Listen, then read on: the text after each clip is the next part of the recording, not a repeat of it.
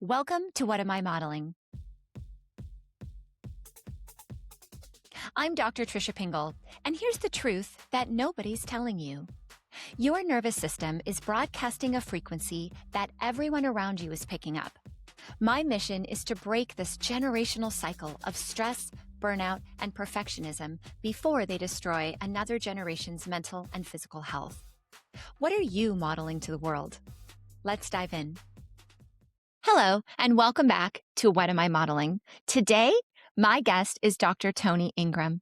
She's a biological dentist, an integrative health coach, and a pioneer in growing movement that changes the way that we think about oral health and its impact on the entire body. She's the owner of Flourish Dental Boutique, which is a holistic dental practice in Texas. Now, why am I speaking to a dentist, you ask?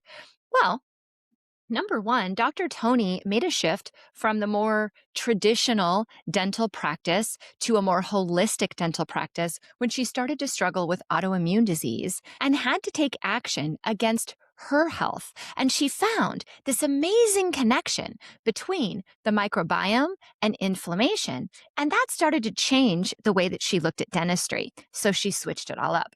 On top of that, we're going to be talking about a lot of the topics that we get wrong when it comes to preventative dental health. You know, we spend a lot of time talking about physical health of our body, mental health, but our mouth is part of our body. And there are a lot of things that we're doing in the current dental environment that we need to start talking about and having more informed consent conversations about. So we're going to dive into those. So please welcome to the show, Dr. Toni Engram. Hey, Dr. Toni. Hello, how are you, Dr. Tricia? I am good. Look at our two balls of energy hopping into the room together. This is going to be fun. I can't wait. I can't wait. Wait. So today we're actually going to be talking about dental, which is a kind of a departure from my show. So, the room just deflated, I think. Everyone was like, what? No, but I actually think this ties in very well. And if I can start, I'm going to tell you a story because I think this is a great way to kick it off. I was literally just at the dentist with my whole family. We've switched dentists just because of proximity. So we go to this dentist. I'm with my 14-year-old the other day. And they're like, hey, he's due for x-rays. It's been a long time. We haven't seen his teeth. We need to see if the wisdom teeth are coming in. Okay, cool. So I said, great. Let's do the x-rays. Can you cover his thyroid? Like, can you put something on him? And they go, oh, no. The new modern x-rays, I mean, they're no radiation. It's like the radiation of a banana. Okay, your reaction like that made me, I was like, wait, a banana? The radiation of a banana. And I started to feel stupid. I was like, radiation of a banana? Like, where did that come from? And then I looked at her and I said, well, do you not have the things that cover his thyroid? And she's like, oh, no, we have them. And I said, look, I realize I'm probably being overprotective, but any amount of radiation that I can avoid going to my kid, I'd prefer. So can we just use it? And she's like, well, yeah. And then fast forward, she's like, does he grind his teeth? I said, yeah, I think he does at night. She's like, well, he's got a lot of pits and I'm going to go ahead and put a polymer in it. And I said, wait a minute, hold it. Wait, a polymer? You're going to put a polymer in it. And she goes, well, just to, make it less, even it out so that it doesn't have as many pits. So there's less likely for cavities. And I said, well, is it possible that I could just be more mindful about helping him brush more and hygiene? And maybe look at why he's grinding first, right? And she was like, okay, yeah, if you want to investigate that. And I said, what's in the polymer? She goes, oh, I'm going to have to look that up. And I left there. I swear to God, they probably were like, who is this woman? And get her out of my office. Now, maybe I was overreacting. I'm sure I was. But what it brings me to the question for you is, these are all considered preventative when it comes to dental care, right? And they do drive up the bill, okay? So I want to open up the conversation because I wonder, what are we modeling about kids' health? I mean, a lot of us have heard about fluoride. I'm sure we'll dive into that. She was fine when I said no fluoride. That did not have an argument. But the polymer and the x-ray and whatever, it just, I just left there and I was like, okay, I got to ask Toni about this. Like, was I totally like irresponsible and being stupid? No. Can we talk about this for a second? Is this Oh. what's happening with dental care and what should we be worried about? It's it's interesting. I think that we all get caught in this conundrum because dental practices have a business to run. And just like, I don't know if you ever waited tables when you were a teenager or in your 20s. When I waited tables, they would train us about upselling. Like, Yeah. make sure you upsell the drinks, the dessert. Make sure when you're trying to upsell dessert, you look straight at the kids and get the kids' mouths watering about the dessert. In dentistry, it's kind of the same when you go in for like your regular checkups and cleanings and that sort Yeah. of thing. So yes, obviously we want to do our due diligence and we can only see what we can see. And so I completely agree that having x-rays depending on a patient's risk level, that's the only way we can see certain Mhm. things. Right. The polymer, that's an I wonder if they're referring to like a sealant. Um, I the asked if fr it was a resin. I didn't know, yeah, but yeah, I was just the like, wait, you want phrase is polymer in my interesting. kid's mouth? No. Yay! I don't know that we call it that in Texas. Maybe maybe it's maybe just maybe Arizona. I'm overreacting. I don't know. But No, anyway, I don't think you're overreacting. Because yes, it is an upsell, and no, you're not being crazy. And I do think that it sounds like they were at least halfway decent at informed consent, oh, and they were great at that. And I like and them and I'll go back. I'm not yes, knocking them. I just started to think about how many times do you get asked that for your dessert at the table and you say yes and you don't think about it? And right, dental is one area that I see that. You know, if a doctor says, "Hey, we want you to get an MRI," people are like, "Well, do I really need the MRI?" Or "I want you to get this medication." Well, let me think about it. But with dental, like, "Well, let's put this in your mouth." "Oh, okay." Like right. my husband went, Yeah. okay, true story. My husband went this week and he came home and he's like, "Well, that was $800." And I go, "What?" And he goes, "Well, they just kept saying I needed this, that, and this." And he just said okay to everything. Sorry, Tyler. But, you know, so yeah, I, Yes, it yes, and so it's a I, business. It's a business. it is a So business. if we wrap this up to like preventative care, so what is it that we're being told about dental health when it comes to prevention that we should stop and say, wait a minute, and get more information on or consider before we immediately pull what my husband did and say yes? What are And the say yes areas to of concern? everything. Um, so I really think we should pause on any kind of fluoride in the dental office. It For most people in most parts of the country, I would say all parts of the country, it's you're getting fluoride everywhere. Mhm. So you don't really need extra when you go to the dental office. Just because it's in everything. If it's in the water supply, it's everywhere. It's in our canned beverages, it's in our manufactured food, any kind of processed food that's made with a municipal water source, it's going to be in there. So, don't do the extra fluoride.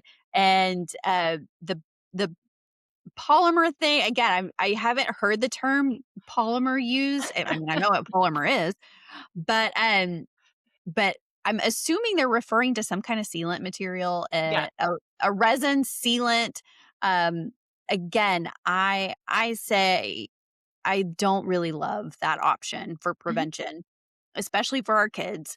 Yeah. If we can avoid one more type of microplastic from going into their mouths, then I think we should avoid it wherever we can.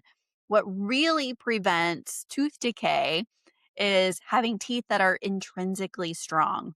And if Yeah. you can work to have an ideal microbiome, have an optimized oral microbiome, then as those teeth, as the molars erupt in the mouth when they're 6, 7, in that in between age range, then the grooves of the teeth, all those deep grooves and pits and fissures, they'll all be populated with beneficial bacteria to begin with. Hmm. and they will be intrinsically resistant to decay without having to paint them with plastic or polymers or any weird adhesives or anything like that.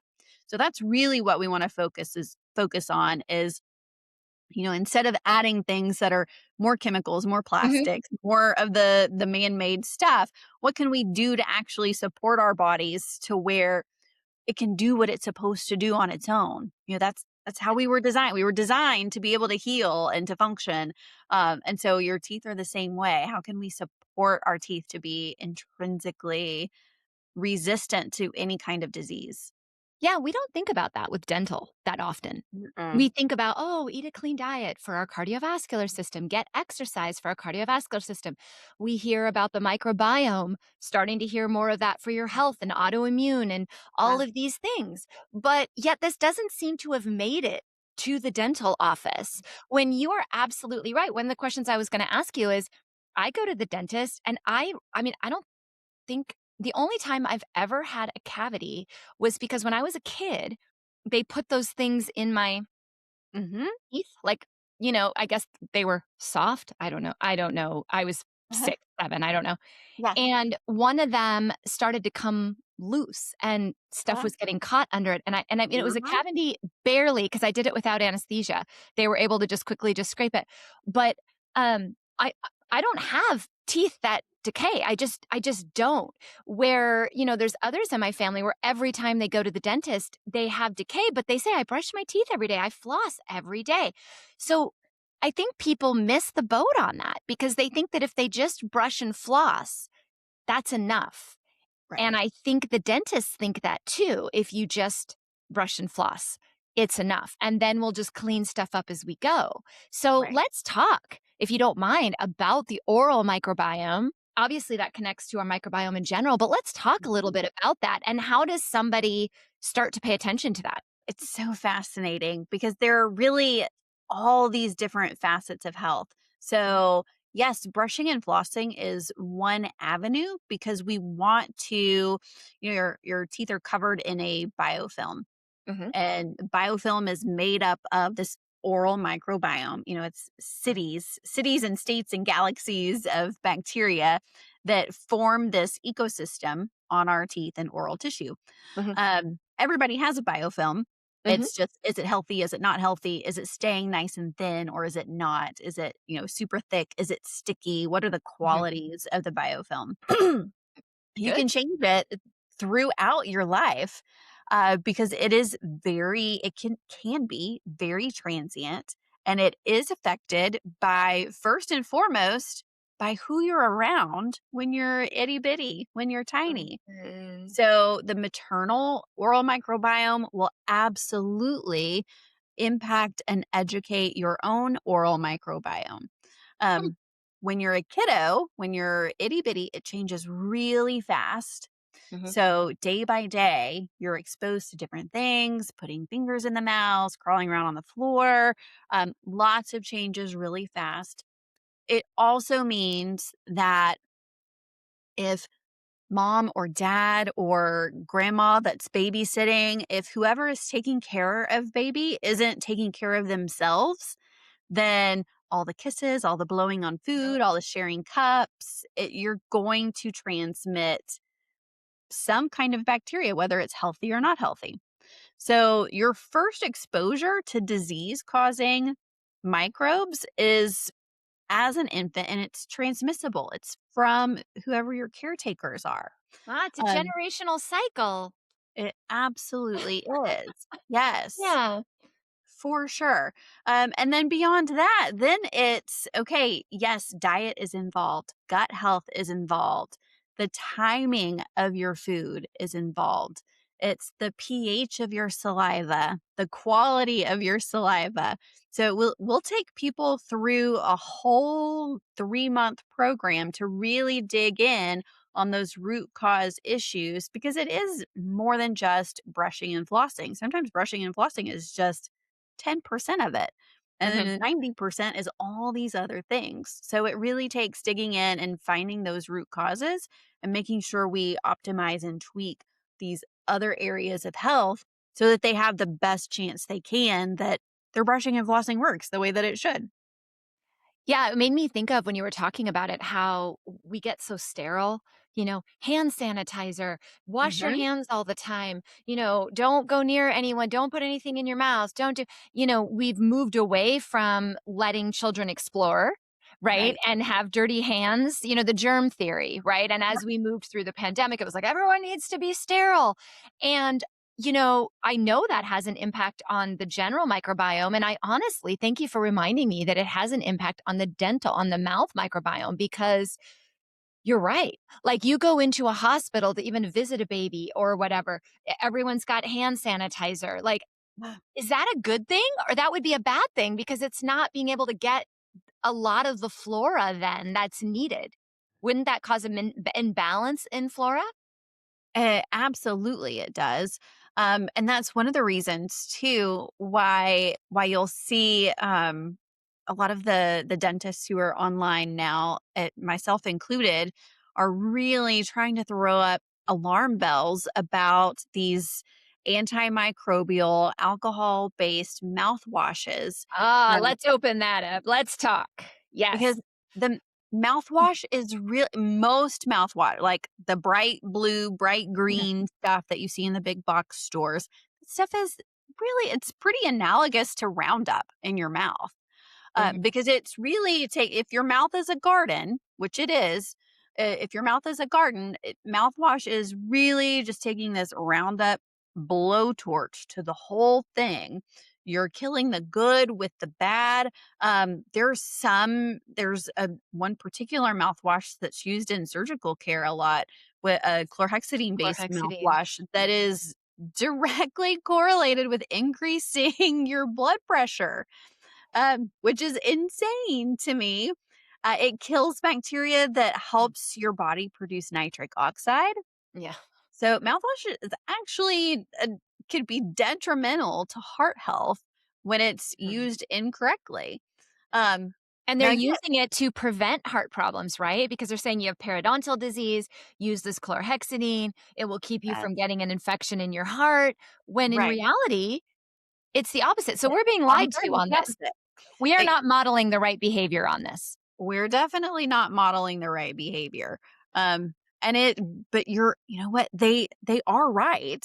There has to be a balance. We just have to be more strategic with the tools that we use, because just like, an antibiotic can is bad on one end Mhm. because it knocks out the good microbiome. It can, disrupt your gut health, all that sort of thing. But it also can keep you out of the hospital if you have an infection. Yeah. So it's we have to be strategic with the use of antibiotics, just like we do the use of mouthwash. So it is absolutely true that there are strains of bacteria that are correlated with cardiovascular issues, with directly with heart attack and Mhm. stroke, with higher rates of miscarriage, Mhm. with higher rates of fertility issues, different cancers. So there are some bad guys where I want to take a blowtorch to stuff for a Mhm. little bit. For a Yeah. little bit. The timeline, I think, is something that people say, "Oh, you're antibiotic," or "You're anti." No, it's when it's appropriate for Yes, the right amount of time. If there's a rip-roaring infection, we're not using it indefinitely, right? right. We're repopulating afterwards. Yeah, I use a mouthwash that has oregano, thyme, and clove. That's Mhm. been mine, I love it. um, and I love it.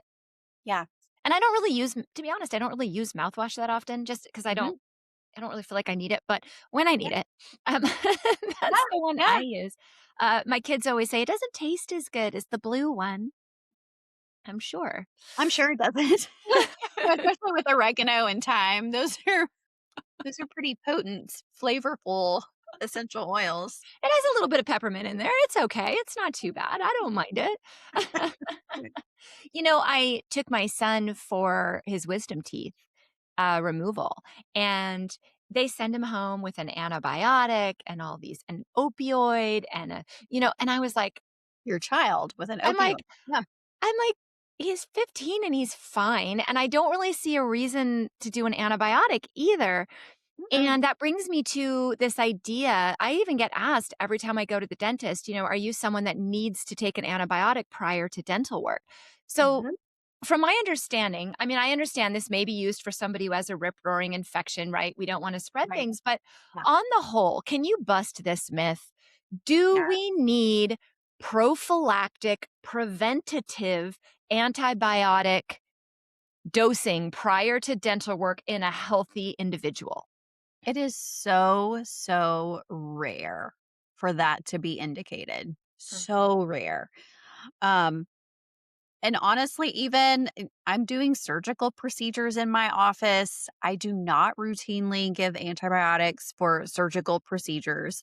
And I can count on one hand 0 fingers that I have had a post-op infection after one of those surgical procedures.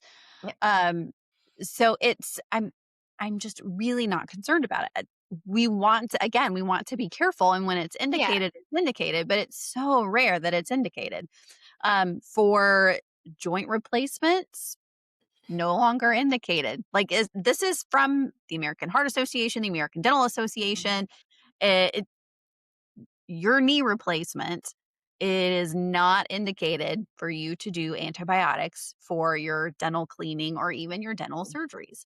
Um, Again, between you and your doctor and your dentist on what your risk level is, Yeah. but that, according to the literature, not recommended. For your heart murmur, not recommended. That was they always said heart murmur, that's right, not Right. recommended. Okay, so that's changed. It's funny, I actually did write a prescription for one yesterday, and it's the first time I've written an antibiotic pre-med prescription in, several years, actually, Mhm. and it's because he had an artificial heart valve.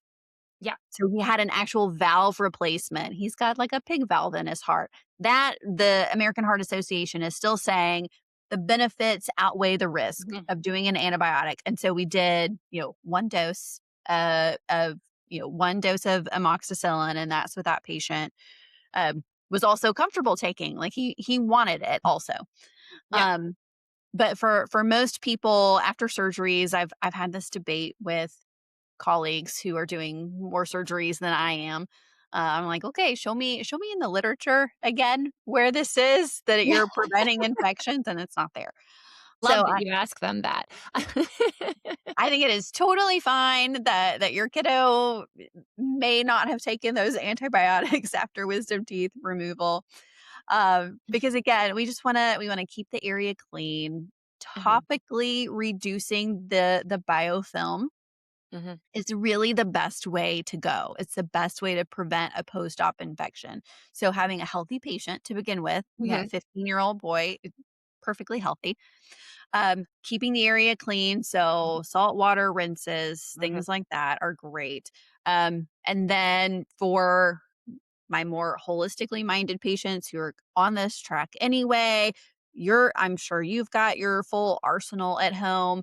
Things like oregano Mhm. oil, it's a great Yeah. antimicrobial. Mhm. Now, if you've, like you said, if you've got a rip roaring infection, Oh, is it going to keep you out of the hospital? Probably not. Um, yeah, we're not giving medical advice here. We're talking about the things that's that right. may be told that are not always true because we Exactly. just like what happened at the dental office. Oh, okay. We don't argue with our dentist enough and we need to be aware of this scenario. And also, you know what I think another piece of it is, Tony, is I think that um, doctors in general, no matter what you practice, don't want to take the time to educate the patient on what it would look like if they started to get an infection, to catch Right. it early enough. You know, Totally. I have patients that go through surgery and I'm talking to them every day and I'm like, "Hey, how you doing? What's your fever? Do you have any pain? Are you noticing anything out of the ordinary?" Right? Are you looking at the wound? Is it oozing? Is it red? Is it healing? Like if you're watching those types of things, it's real easy for us to pick up the phone and call in an antibiotic if we see Yeah, the need for it. But I for sure. think that what we're running into, and this is probably the bigger picture in health in general, is that we don't have that attention. So by the time you start to notice that, one, you're not the patient isn't educated. Number two, by the time they notice it, they can't reach anyone. They're calling, they're Mhm. getting the MA, they're getting voicemails, they're getting whatever. By the time the doctor gets it, it's 3 days later, and then the pharmacy gets the script and they don't fill it, and it becomes this dragged out scenario that by the time they get there, it's a rip roaring infection. And I think, unfortunately, we have to start standing up for our own care and our own health, and we have to start asking questions so that we can be educated on what to watch for. And I know you do, I know you educate your patients beautifully, but I think that's a huge missing link that we could do, like that the audience could do to say, hey, I'm going to own this. I don't want to take an antibiotic unknowingly. So I need to take responsibility in understanding if I was getting an infection, what would it look like? And how fast are you going to return my call if I need it? Because you can take a written script with you. You don't have to Yep. pick it up, Yep. right? And We tell patients that all the time. I'm not Mhm. gonna go home with you and make sure that you took this. But if Right, I feel it's indicated, I am going to protect my license and I'm going to right, write it for you. And I'm yeah, gonna tell you, like, hey, if you have these 5 symptoms, you call me on the way to the hospital. right, exactly. But I think a lot of we do that. I do that too. We're very Mhm. communicative with our clients, but most Yes. aren't. No, You you're know? totally right. And that reminds me, when new hygienists come into the office or even new assistants come into my office, um, they usually need some unlearning, Mhm, and some training on how to have conversations like you had at the dentist, mhm, because what I see will happen a lot is the dental office, again, the hygiene department, like when you're getting your cleanings and checkups, that part of the dental office is designed to be very streamlined and very mhm, efficient and based on quick upsells, and to kind of churn and burn. So what happens is the hygienist is going to say, okay, you're due for x-rays, mhm, it's time for some fluoride, and your child is eligible for sealants. Like, these are, like, mhm. some easy things that, in my prior life, this is what we did. Yeah, right. And if a patient pushes back, or doesn't want it, then it totally throws off their workflow. It throws them off their game because they're not used to having an informed consent conversation. Mm. So what we have to really, train our team members to do is, for one, rule number 1, no eye rolling at moms. Oh, Like, yeah, 'cause we'll get mad. We'll throw tomatoes at them or something. yes. So no eye rolling, and if a patient or especially a mom has questions about X-rays, we don't get upset, we don't push, but we do have an informed consent conversation on what are the pros, why are we wanting to do these Mhm, X-rays, why does Dr. Ingram prescribing these particular X-rays, and what are we missing if we don't take them, and mhm. then let's have a conversation there. Wait, Um, repeat those questions because those were gold. Everyone grab a pen. I'll give you a second. Everyone get a notepad, okay? Because those were fantastic questions that as the patient to ask, right? So yes, you for said, sure. "Why?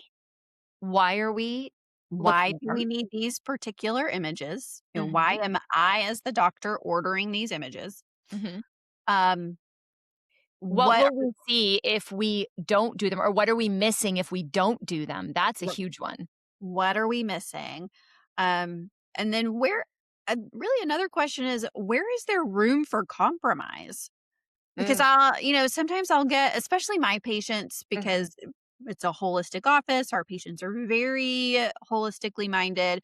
And so someone will say, I had breast cancer last year. I don't want any radiation ever. And mhm, so then it's a conversation with, okay, well, I can't see this, this, and this.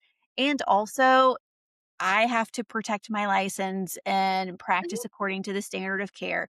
So here's the minimum that I really need to see for my comfort level. How can we match that with your comfort level? And we can 99.9% of the time always come to an agreement on what's that happy medium. Like, mhm. is it okay, we're taking 4 films every 2 years? Right. Maybe for a low risk patient, or if it's a higher risk patient, maybe it's different. But it's being able to have those conversations without judgment, because I think that's sometimes whether you're a naturopath, a Mhm, functional medicine doctor, a dentist, a Western medicine doctor mhm. who's very allopathic, I think sometimes we get a little bit rushed and a little bit, arrogant. Egotistical? Yeah. arrogant, frankly, and just think that we know better when really we just need to have good conversations about informed consent. Informed consent is so important. Yeah. And if they're informed and they make a decision, assuming it doesn't go against your license, they're not jeopard like, we Yeah. need to agree. Like, we need to move at the pace of the patient. Yeah. And, and that's where I see those holes are on what we're modeling about health to everyone is that the doctor knows best. The doctor always knows. The doctor does it in a certain order. Listen to the doctor, do exactly what the doctor says, and don't question anything. And I think Yeah. that's wrong. Um, For sure. because we are learning more and more about toxins in our environment, right? About small doses of radiation over time. Now, that doesn't mean that they aren't warranted at times or that you don't weigh the risk and benefits. But if we Right. never have that conversation, right? Right? Exactly. It's oh yeah.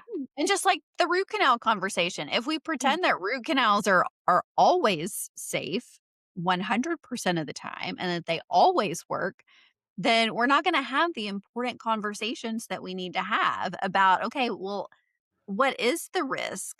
And do we know? And is there any evidence behind it? We just need to be able to have the conversation. Well, let's have that conversation because everyone listening just said, "Wait, what? My root canal is not always safe?" So, I was going to get into some of your personal life today, Dr. Tony, but I think we're just on a roll. So let's just run with it. So, maybe we'll get to that later.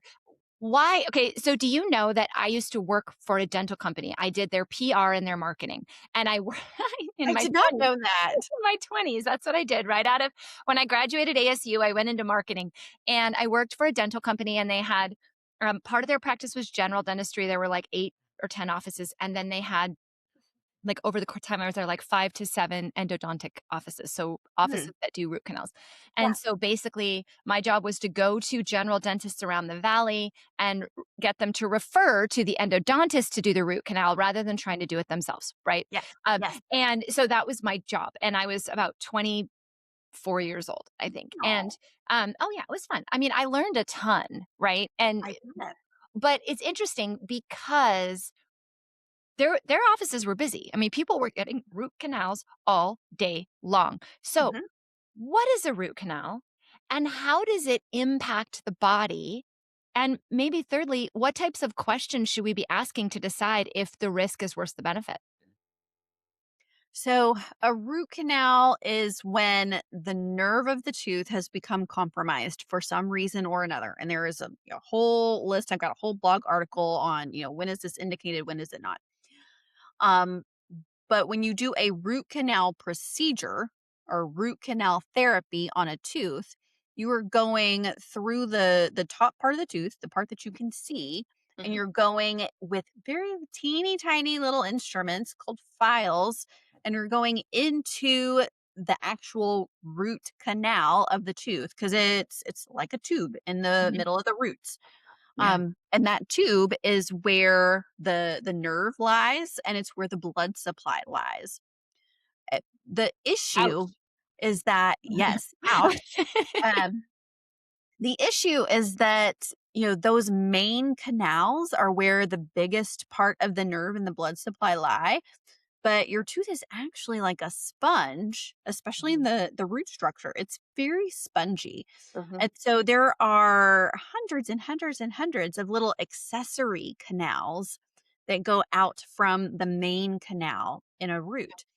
So the root canal procedure that a dentist or an endodontist will do is they take their files and they clean out the canals as best they can. Mhm. They'll usually irrigate it with some kind of disinfecting material, usually something that has a little bit of bleach in it. Um, Oh, you guys, yes, those listening couldn't see my face. Those on YouTube were like, wait, I was like, wait, what? Whoa, what? Bleach?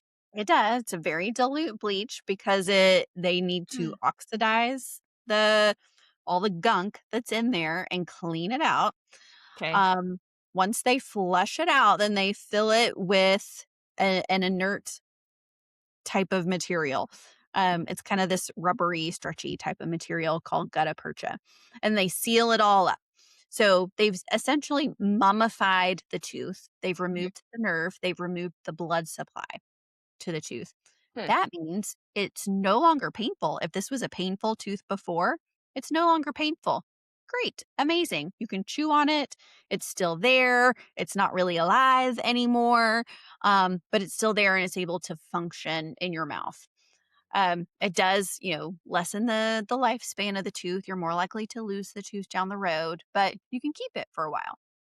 So, tons of benefit there to being able to keep the tooth. The issue is in that spongy structure that we talked about. Okay. So, you have removed the nerve, you've removed the blood supply, but are we actually cleaning and disinfecting every single accessory canal? I mean, if you think about it, can you clean all of the holes in your kitchen sponge? Right. Well, that's exactly what I'm thinking. No, Yeah, you can't. exactly. Exactly. So the microbiome in and around the tooth will change. No longer is there, not only did they not get to all of it, most likely, but now there's no blood supply to clean things out because blood supplies oxygen. So the whole microbiome in that area is shifting from aerobic bacteria that thrive in oxygen to these anaerobic, like the deep bottom feeder, creepy crawly type of bacteria that don't function well with oxygen. And so some people have noticed, especially if you're a canary in the coal mine type of person where you're sensitive to things in your body, some people will notice that their chronic health issues either started or worsened after they had a root canal treatment done. Hmm. And some people have noticed that their symptoms resolved or got better after they had a root canal replaced or retreated or had the tooth removed for some reason. Again, this is as much as it's talked about in some circles of the internet and in areas of holistic care. In research, in peer reviewed research, it's still very, very early.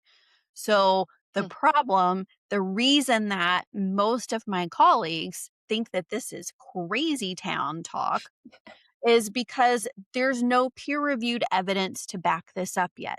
Mm. And The key word right there was yet. exactly, because who's gonna pay for that study? Yeah, and how many biological dentists are there? Like the people that actually notice this, you guys are so few. You don't have enough numbers yet. Yeah, we're getting there, we're getting there. Yeah. But you're right, we're not there yet. What we can see, what it is getting more and more common is the use of 3D imaging. It's called a Mhm. cone beam CT or CBCT.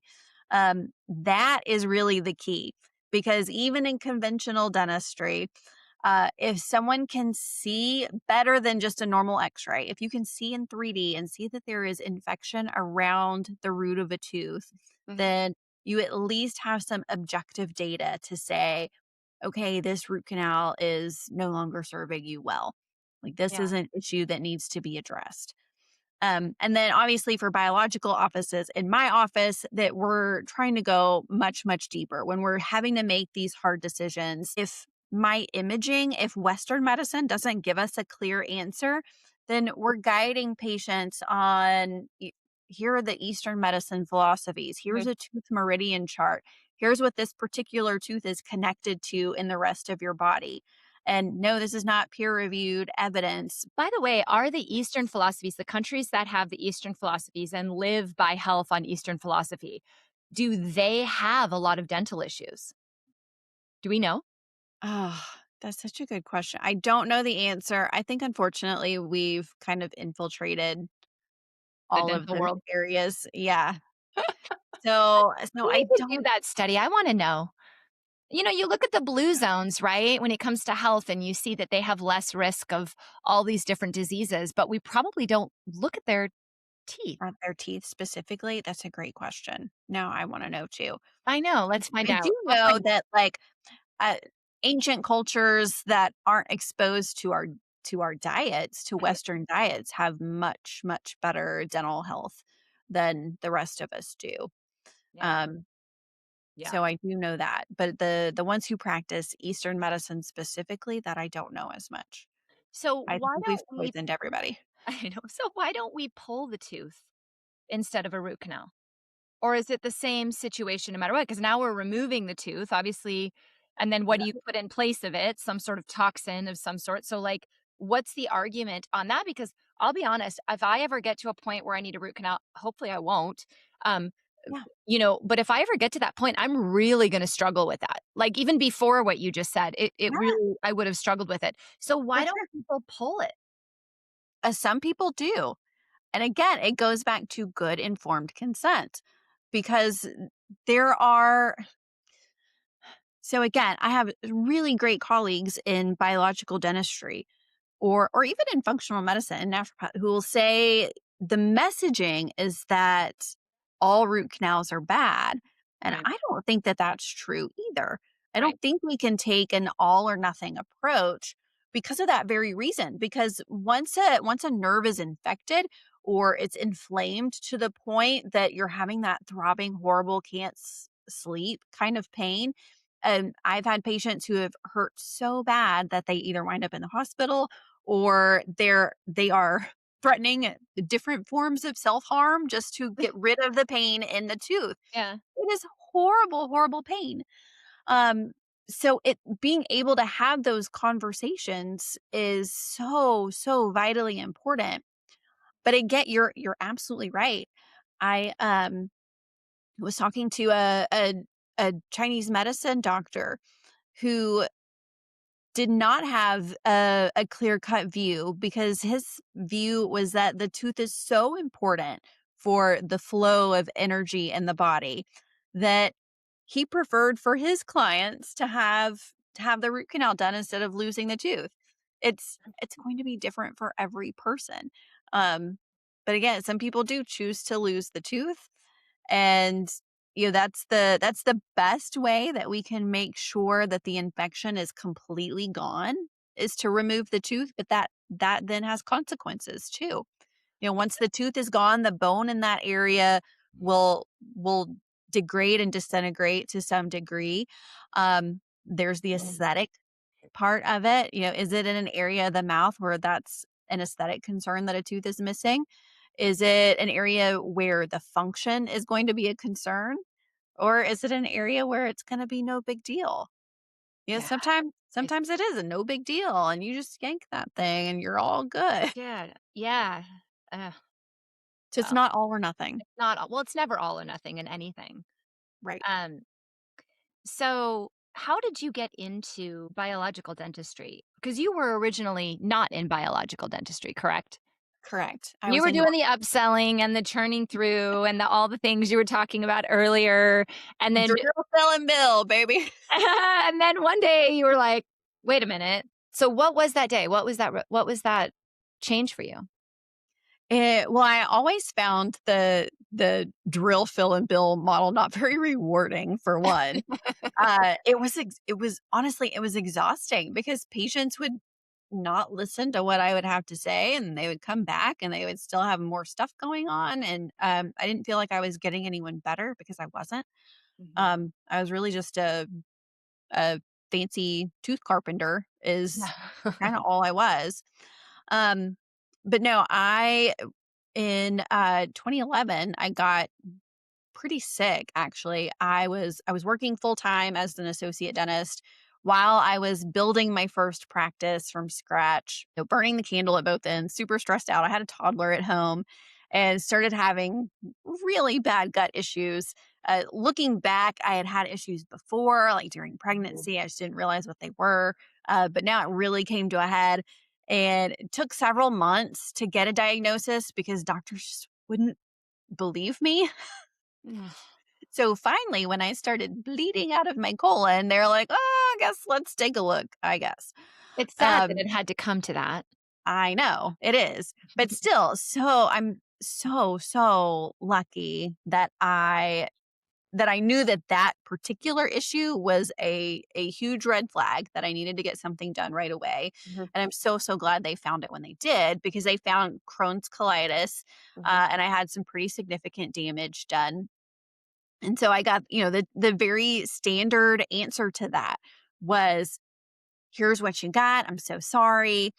here are your medications. You're going to be on these forever or until they stop working. And then we're going to put you on stronger meds. And oh, by the way, there's about a 40% chance at some point you're going to lose all or part of your colon. I Said, know. I'm excuse me, letting what? that sit there for a minute because I hear this all the time and it it breaks my heart because it's 100% not true. Yes. And I'm living proof that it's Yeah. 100% not true.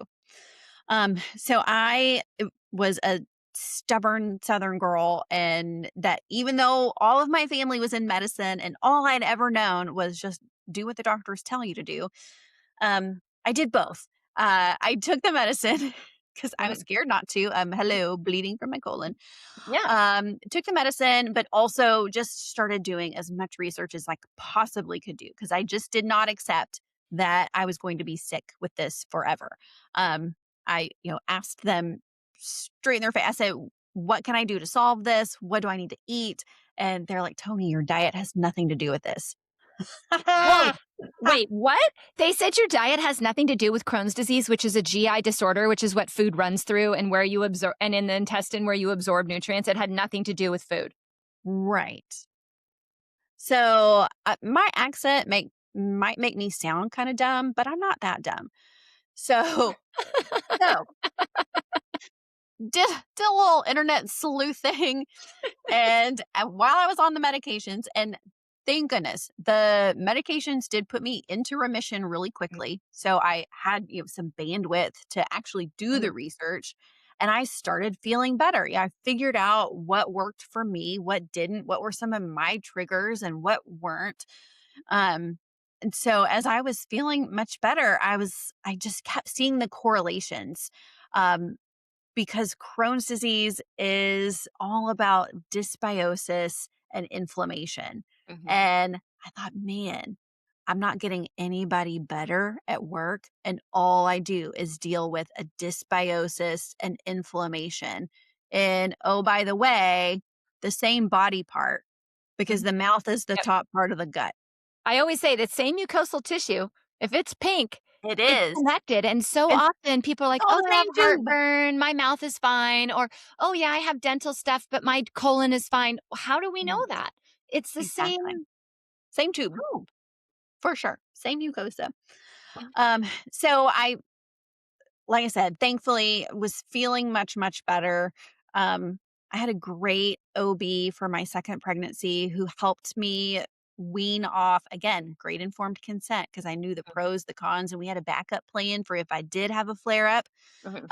But I used my second pregnancy because I knew what parts of pregnancy I felt good and when I didn't. Mhm. And so I used that time to wean myself off the meds for good. And now that kiddo is 13. I have not been on the med since, Good and for you. just had a follow-up colonoscopy, and everything is looking good. Um, so just so blessed. But again, it as I was learning all these things, I thought, man, if I don't figure out how to do the same thing for my patients, then I'm a hypocrite. Yeah. So Right. I had to figure it out. And that meant that I started talking about nutrition, and then it was my patients who kind of nudged me the rest of the way. They're like, "This is great, Dr. Tony. I'm so glad that you're interested in this, but why are you still using fluoride?" Yeah, right? And oh, by the way, what are you doing with all that mercury that you're drilling out of people's teeth? Mhm. So it was my patients who nudged me to kind of go towards biological dentistry.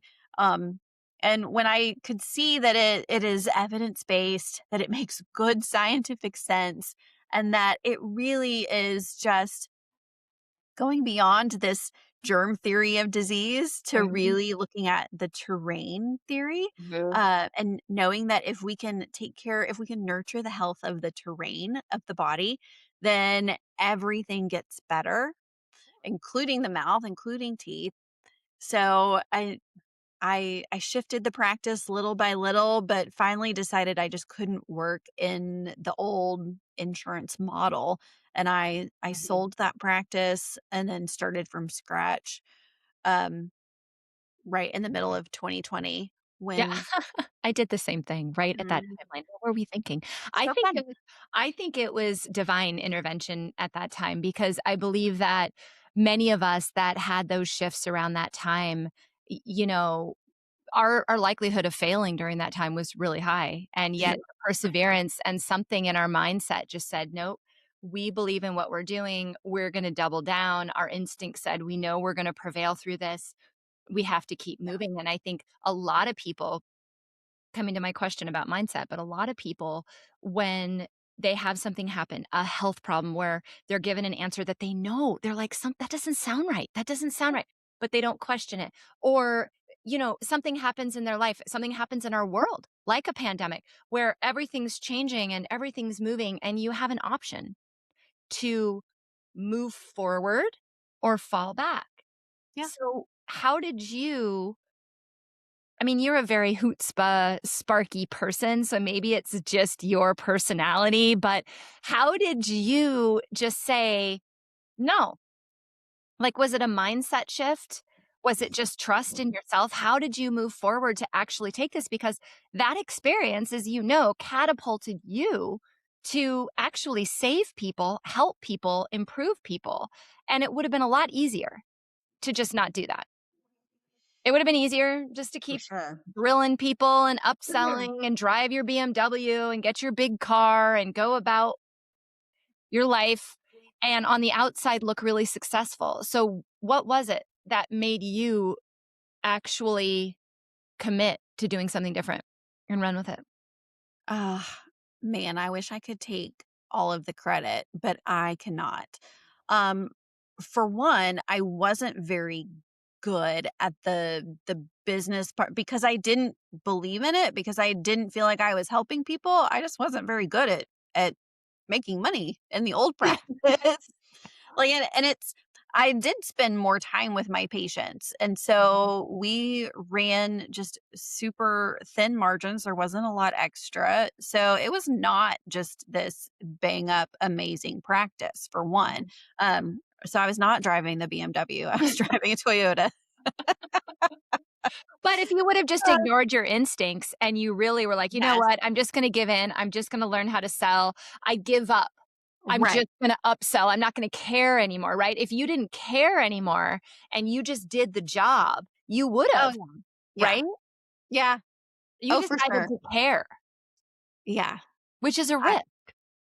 I well, and then also, like, still, you're not wrong. But maybe giving me still too much credit because because we did it. uh, Brian and I, my husband and I went on a trip, and and at the time, like, this was we were out, maybe an hour away, 45 minutes outside of the main part of the city. I'm in the Dallas area. Mhm. So we were, 45 minutes south of Dallas. Um, and we went on a trip, just the two of us, and he's like, "Hey, this drive is killing me," because he was having to drive over an hour into work every day.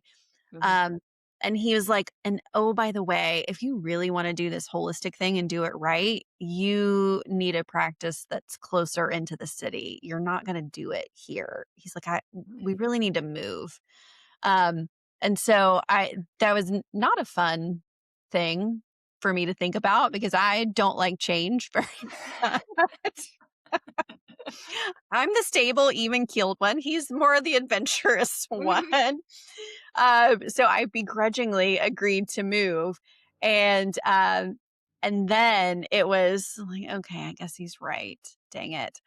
Um, and he was absolutely right. So some of it was yes, I was not fulfilled and not doing great in my old practice. And then some of it was my husband believed in the dream before I did.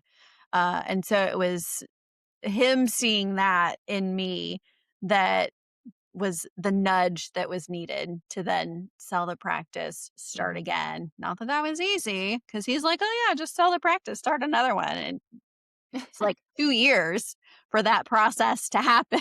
Mhm. No, that conversation that we had was like May or summertime of 2017.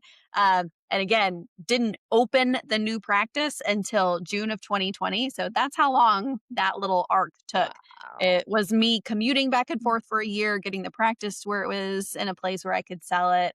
Um, Moving with little kids, that's an adventure in itself.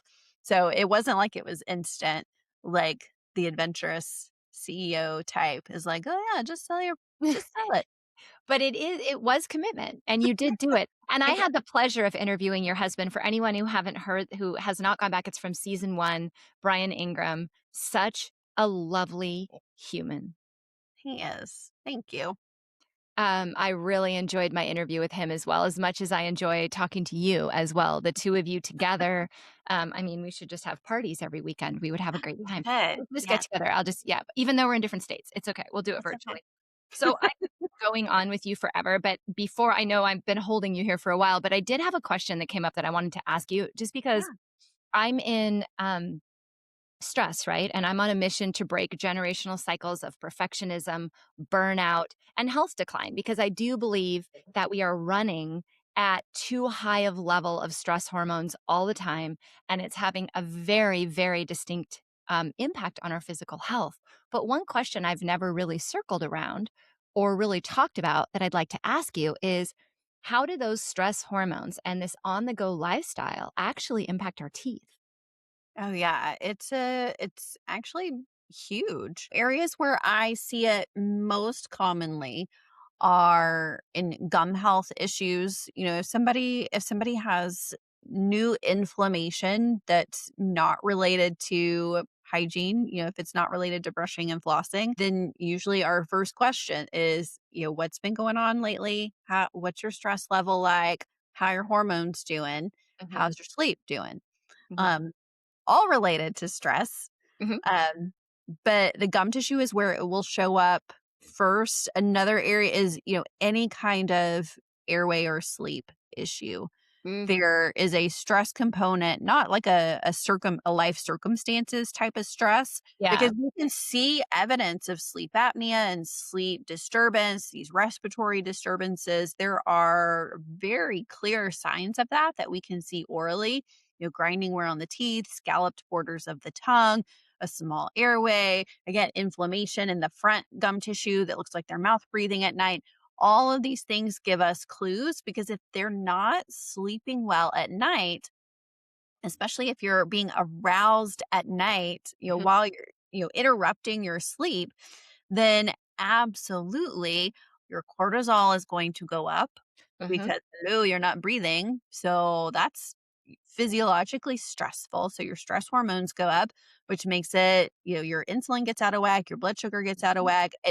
The cascade is massive, mhm. massive, massive. So any kind of airway issue, and then any kind of new gum inflammation issue, all stress related in one way or another. Yeah, and I'm sure it impacts the microbiome too, right? Because it impacts the microbiome in the gut, it impacts the digestion of nutrients, right? So, For we don't have nutrients to keep our teeth nice and strong and healthy, right? sure. Yeah, it's crazy. It we just don't think about it, and so I wanna thank you today just for reminding us that we have mouths and that they have teeth in them, and that Surprise! these and that these teeth that we smile with, we have to also consider as part of our health. Yeah. And it's not just about having regular cleanings or brushing our teeth. There's more to it. And as a whole, by taking care of our body, we're also taking care of our teeth. And by taking care of our teeth, we're also taking care of our body. So I just want to thank you for bringing that on so that we can start modeling the right behavior towards dental health moving forward. So thank you. Is there anything else you want to say? I want people to know how to find you. So say that for me real quick. To follow you on Instagram, you should. She has a great personality. She's fun.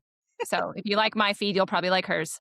Um, so I want you to throw out those, I guess, those credentials or those Part where they can time. find you, Yeah, and anything else that you want to say before we sign off.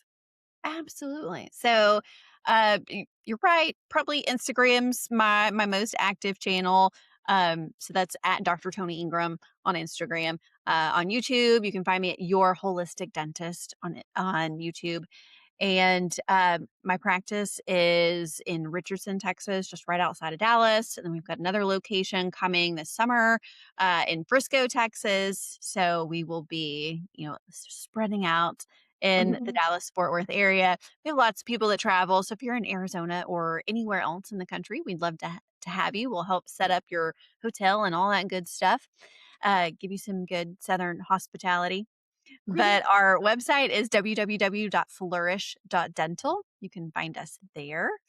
And really the biggest takeaway that I hope everyone listening and watching will take from today's conversation is that really you have the ability to heal.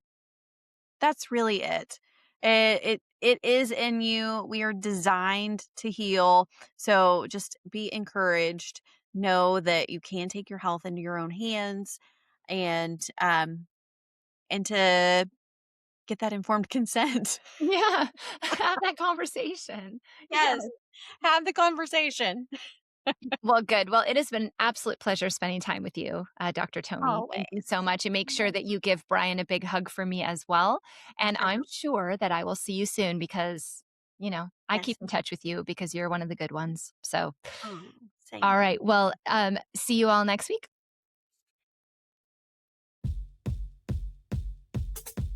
Ready to break the cycle? Visit drpingel.com for resources and find me on all social platforms by searching Dr. Tricia Pingel. That's Pingel. And please subscribe to What Am I Modeling on YouTube and your favorite podcast app. Your reviews help us break these generational cycles for more people. Remember, when you change what you model, you change everything. See you next week.